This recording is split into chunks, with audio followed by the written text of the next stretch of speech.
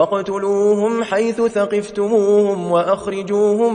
مِنْ حَيْثُ أَخْرَجُوكُمْ وَالْفِتْنَةُ أَشَدُّ مِنَ الْقَتْلِ وَلَا تُقَاتِلُوهُمْ عِندَ الْمَسْجِدِ الْحَرَامِ حَتَّى يُقَاتِلُوكُمْ فِيهِ فَإِن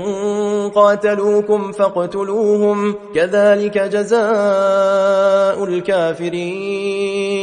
فَإِنِ انتَهَوْا فَإِنَّ اللَّهَ غَفُورٌ رَّحِيمٌ وَقَاتِلُوهُمْ حَتَّى لَا تَكُونَ فِتْنَةٌ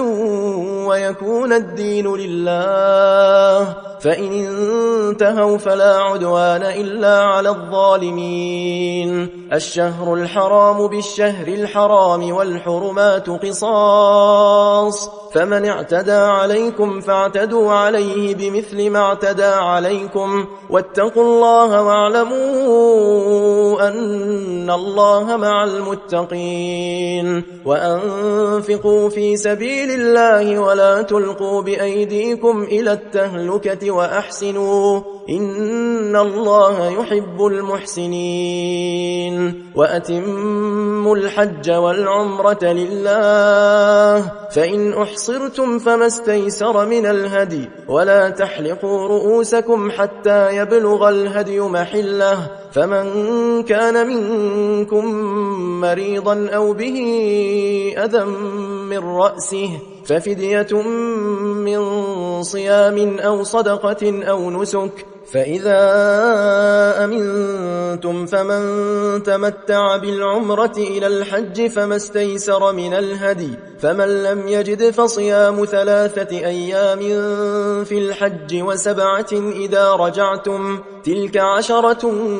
كاملة ذلك لمن لم يكن أهله حاضر المسجد الحرام واتقوا الله واعلموا أن الله شديد العقاب الحج أشهر معلومات فمن فرض فيهن الحج فلا رفث ولا فسوق ولا جدال في الحج وما تفعلوا من خير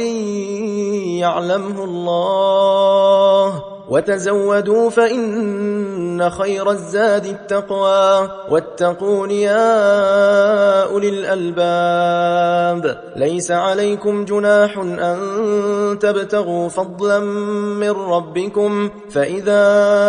أفضتم من عرفات فاذكروا الله عند المشعر الحرام واذكروه كما هداكم وإن كنتم من قبله لمن الضالين ثم أفيضوا من حيث أفاض الناس واستغفروا الله إن الله غفور رحيم فإذا قضيتم مناسككم فاذكروا الله كذكركم آباءكم أو أشد ذكرا فمن الناس من يقول ربنا آتنا في الدنيا وما له في الآخرة من خلاق ومنهم من يقول ربنا آتنا في الدنيا حسنة وفي الآخرة حسنة وقنا عذاب النار أولئك لهم نصيب مما كسبوا والله سريع الحساب واذكروا الله في أيام معدودات فمن تعجل في يومين فلا إثم عليه ومن تأخر فلا إثم عليه لمن اتقى